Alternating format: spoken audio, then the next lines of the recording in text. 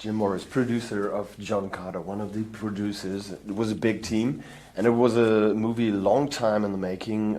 First attempts, I think, in the 1930s. 1931, I think, was the first attempt.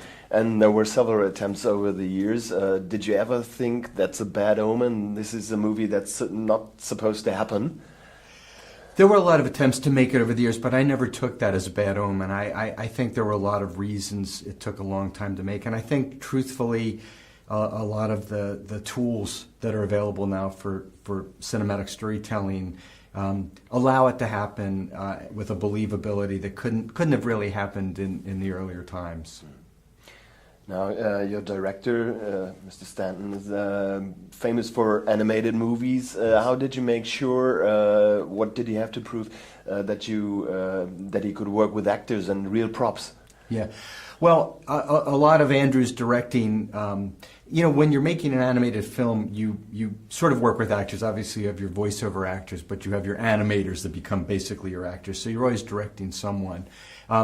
Andrew had a lot of natural skills in this area, but I tried my best to surround him with a great director of photography and a great production designer and a great costume designer. So he had, really great support as he moved into live action. Star of the movie is Taylor Kitsch's, as you mentioned earlier, in nearly every frame of the movie. Yes. How did you make sure that he is the right one for this massive undertaking? We spent a huge amount of time in our casting process to try to cast John Carter, and saw literally hundreds of people again and again and again, and it culminated in an old-fashioned screen test where we paired Taylor with a number of different leading ladies. And when we saw the film at the end, we just realized he had it. He had that spark. The camera loved him. He had that wry sense of humor, but he also had kind of a darkness and a damage to him that really made the whole character come together. The story by Edgar Rice Burroughs is really early science fiction, fantasy mix. You might also call it pulp fiction, I think, fair to say, which is not a bad word. But how much did you have to modernize it in terms of characters or even the story itself? Because it's a pretty old story.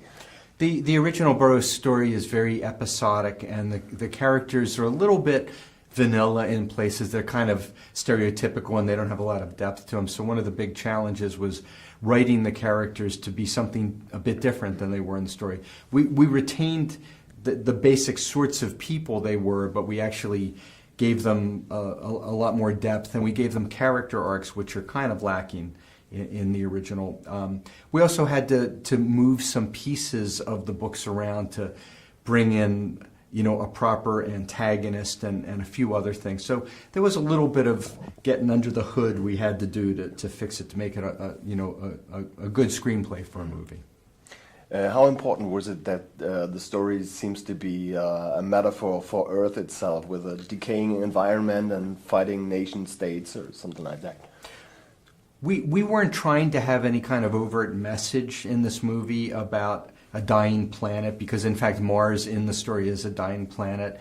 But I think a little bit it sort of seeps into the gestalt of Andrew's work as a filmmaker. If you take a look at WALL-E or even Finding Nemo, there's some of those aspects in there. And I think he doesn't do it consciously, but they're just kind of part of who he is, and they get worked into the stories over time.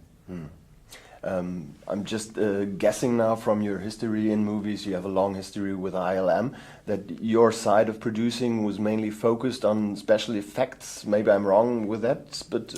Well, interestingly, my producing partner, Lindsay Collins, who doesn't have a lot of background in that, we kind of trained up to do that. So she took a lot of the leadership role there. I was certainly involved.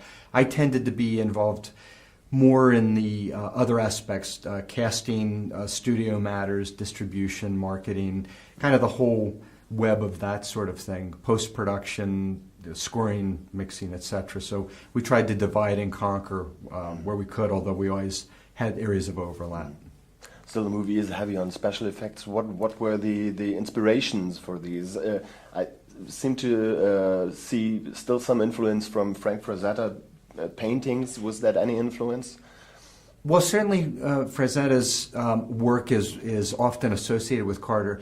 We wanted to take a little bit more of a rooted in reality sort of feel. So we looked to the world to find references, and in fact, we based a lot of our Thark characters on Maasai Africans, Maasai warriors, who were kind of tall and thin and ropey, and they're humans that survive in very extreme climates and circumstances, and we felt that was a good model for our Tharks, who are also very hard scrabble and kind of Bedouin in nature, kind of moving around. So we drew a lot of influence from anthropology of Earth.